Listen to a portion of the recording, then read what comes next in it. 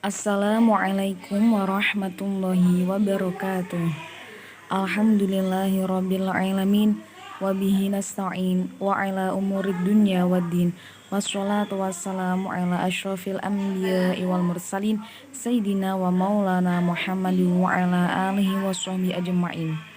Yang terhormat Ibu Nusaibah MPD serta tak lupa teman-teman yang saya banggakan, kami dari kelompok 6 akan mempresentasikan mengenai subjek dan objek pendidikan dalam Al-Quran.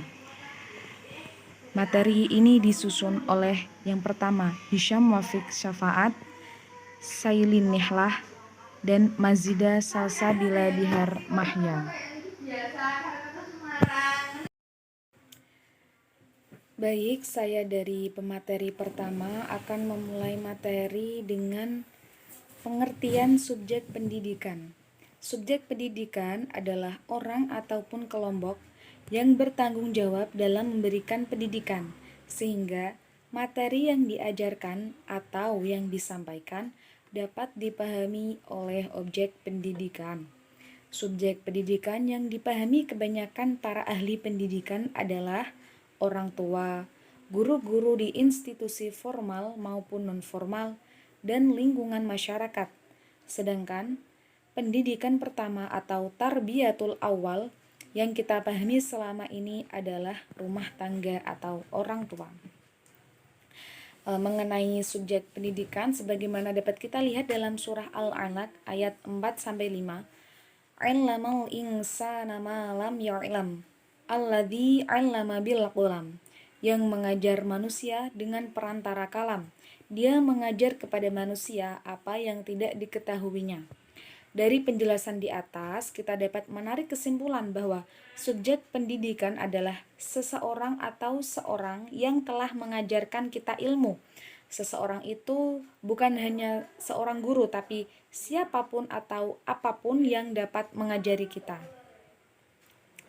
Mengenai subjek pendidikan dalam Al-Quran, ada beberapa dalil surah, di antaranya yang pertama surah Ar-Rahman ayat 1-4, yang kedua surah An-Najm ayat 5-6, yang ketiga surah An-Nahl ayat 41-43, dan yang terakhir surat Al-Kahfi ayat 66. Dari surah Ar-Rahman ayat 1-4 yang berbunyi Ar-Rahman 'allamal Qur'an khalaqal insan 'allamahul bayan. Ar-Rahman artinya yang maha pengasih, 'allamal Qur'an yang telah mengajarkan Al-Qur'an. Maksudnya yaitu yang telah mengajarkan kepada nabinya hingga dia dapat menyampaikan kepada seluruh manusia. Surah ini diturunkan ketika orang-orang bertanya, apa Ar-Rahman itu? Ada juga yang mengatakan bahwa surah ini turun sebagai bantahan atas penduduk Makkah ketika mereka berkata, sesungguhnya yang mengajarinya Muhammad adalah manusia, yaitu orang Yamamah yang bernama Rahman. Yang dimaksudkan adalah Musailamah al-Kadzab.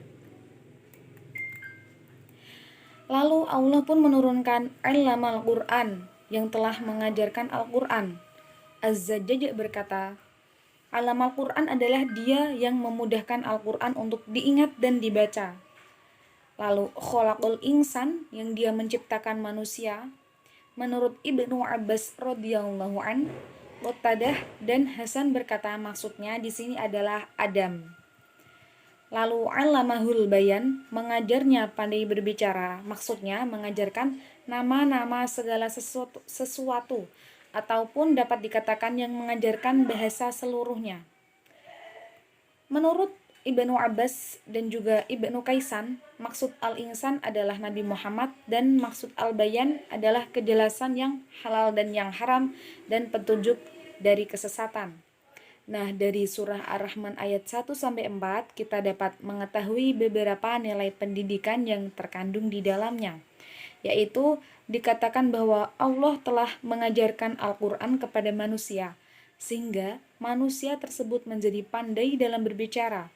Maksudnya, ayat-ayat Al-Quran yang diturunkan oleh Allah kepada manusia itu bertujuan untuk memberi pedoman kepada manusia agar manusia tidak dapat memahami isi serta maknanya, sehingga manusia dapat bertingkah laku yang sesuai dengan pedoman, yaitu Al-Quran. Selanjutnya yaitu mengenai surah An-Najm.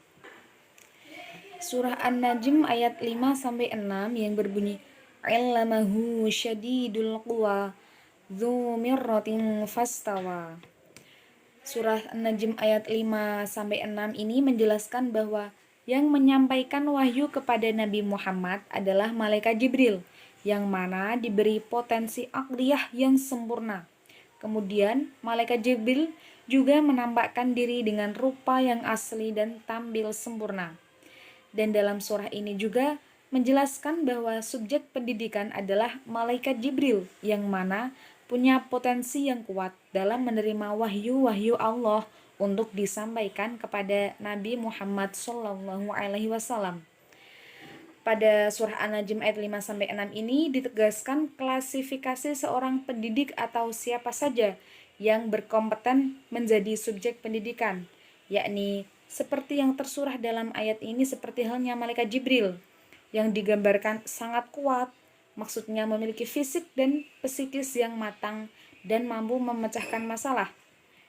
Yang kedua yaitu mempunyai akal yang cerdas, yakni seorang pendidik haruslah memiliki akal yang mumpuni dalam mengajarkan apa yang diajarkannya sebagai subjek pendidikan. Yang ketiga, menampakkan dengan rupanya yang asli. Maksudnya yaitu seorang pendidik, subjek pendidikan hendaklah bersikap wajar yang tidak melebih-lebihkan segala sesuatu, baik dirinya maupun apa yang dilakoninya dalam bidangnya. Dalam Quran surat An-Nahl ayat 41-43, walladzina hajaru fillahi min ba'di ma zalimu annahum fid dunya hasanah wal akhirati akbaru law kanu ya'lamun. Dalam surah An-Nahl ayat 41-43 ada beberapa nilai pendidikan yang terkandung di dalamnya. Di antaranya, dalam dunia pendidikan, kita dituntut untuk berusaha mencari tahu apa yang kita pelajari, sehingga kita dapat memahami hal tersebut. Dalam surat ini menjelaskan bahwa kita diperintahkan untuk bertanya kepada orang yang lebih tahu atau lebih pintar dari diri kita.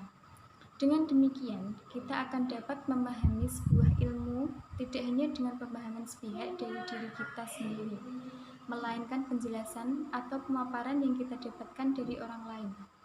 Orang lain tersebut bisa kita jadikan sebagai guru, dan guru itulah yang berperan sebagai subjek pendidikan, karena gurulah yang akan memberi pemahaman kepada kita tentang suatu hal yang tidak kita ketahui.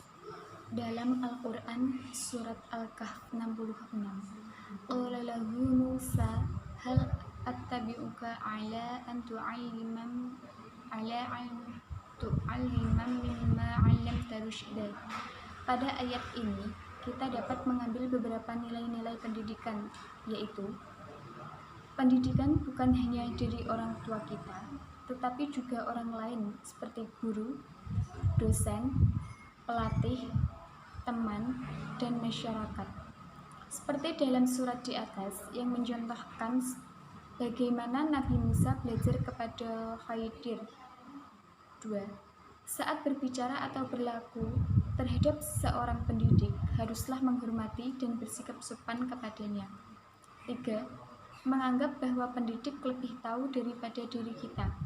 4. Belajarlah dengan sungguh-sungguh, maka kita akan objek pendidikan. Dalam Al-Quran surat At-Tahrim ayat 6, ya ayyuhalladzina amanu qu anfusakum wa ahlikum naro wa quduhan nas wal hijarah 'alaiha malaikatu ghiladun syidadun la ya'sunallaha ma amaruhum wa yaf'aluna ma yu'marun.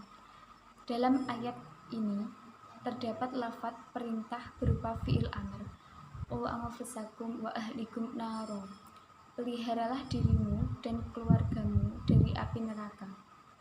Hal ini dimaksudkan bahwa kewajiban setiap orang mukmin salah satunya adalah menjaga dirinya sendiri dan keluarganya dari siksa neraka.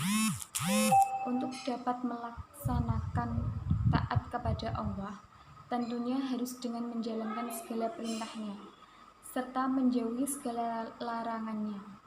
Dan semua itu tak akan bisa terjadi tanpa adanya pendidikan syariat. Maka disimpulkan bahwa keluarga juga merupakan objek pendidikan. Dalam surat Asy-Syura ayat 214, "Wangdhir ashiratakal aqrabin", yang mempunyai arti, dan berilah peringatan kepada kerabat-kerabatmu yang terdekat. Aqrabin, mereka adalah Bani Hashim dan Bani Abdul Muthalib. Lalu Nabi Muhammad SAW memberikan peringatan kepada mereka secara terang-terangan. Sesuai dengan ayat sebelumnya, Quran Surat At-Tahrim ayat 6, bahwa terdapat perintah langsung dengan fi'il amr, berilah peringatan, namun perbedaannya adalah tentang objeknya, di mana dalam ayat ini adalah kerabat-kerabat. Dalam surat At-Taubah ayat 122, "Wa ma kana al-mu'minuna liyanfiru kaffah falaula nafara min kulli firqatin minhum ta'ifatul liyatafaqahu fid din wa liyunziru qaumahum idza raji'u ilaihim la'allahum yahdharun." Dalam ayat amr yang disertai lam amr, yakni supaya mereka memperdalam ilmu agama, dan lafadz supaya mereka memberi peringatan, yang berarti kewajiban untuk belajar dan mengajar. Menurut Al-Maraghi, ayat tersebut memberi isyarat tentang kewajiban memperdalam ilmu agama, wujud al-tafaqquh fi al-din, serta menyiapkan segala sesuatu yang dibutuhkan untuk mempelajarinya di dalam suatu negeri yang telah didirikan serta mengajarkannya pada manusia. Nah, kesimpulan dari materi di atas yaitu yang pertama dari surah Ar-Rahman ayat 1-4 menjelaskan bahwa Allah adalah subjek pendidikan yang mengajarkan ilmu pengetahuan kepada umat manusia. Ayat ini mengajarkan kita untuk menjadi seorang pendidik yang profesional, yaitu mentransfer semua ilmu yang ada hingga objek pendidikan paham dan pandai. Yang kedua, dalam surah An-Najm ayat 5-6 menjelaskan bahwa malaikat Jibril adalah subjek pendidikan. Ayat tersebut menjelaskan ciri-ciri seorang pendidik yang berkompeten, tidak hanya baik dalam hal penguasaan materi, tetapi juga sikap dan penampilan. Yang ketiga, dalam surah An-Nahl ayat 41-43 yang memerintahkan kita untuk bertanya kepada orang yang lebih tahu. Kita juga diajarkan untuk bersabar dalam pendidikan, baik dalam proses menuntut ilmu maupun mengajarkan ilmu kita. Dan dalam surah Al-Kahfi ayat 66 menjelaskan kepada kita bahwa Nabi Khidir adalah subjek pendidikan. Kita dianjurkan untuk berlaku sopan kepada guru. Kita juga diperintahkan untuk mencari ilmu tidak hanya di sekolah, tetapi dimanapun tempatnya. Yang kelima, dalam surah At-Tahrim ayat 6 yang menunjukkan perintah untuk menjaga diri dan keluarga dari api neraka dan merupakan tarbiyah untuk diri sendiri dan keluarga. Dalam surah Asy-Syu'ara ayat 214 menunjukkan bahwa yang menjadi objek pendidikan adalah kerabat terdekat dari kita dan orang-orang yang dekat kepada azab Allah Subhanahu wa taala. Dan yang terakhir, dalam surah At-Taubah ayat 122 menunjukkan bahwa yang menjadi objek pendidikan di sini yaitu lebih khusus, yaitu sebagian dari orang-orang mukmin. Sekian presentasi dari kelompok 6. Apabila ada kesalahan kata dan perilaku yang kurang berkenan, mohon maaf yang sebanyak-banyaknya. Wabillahi taufiq wal hidayah. Wassalamualaikum warahmatullahi wabarakatuh.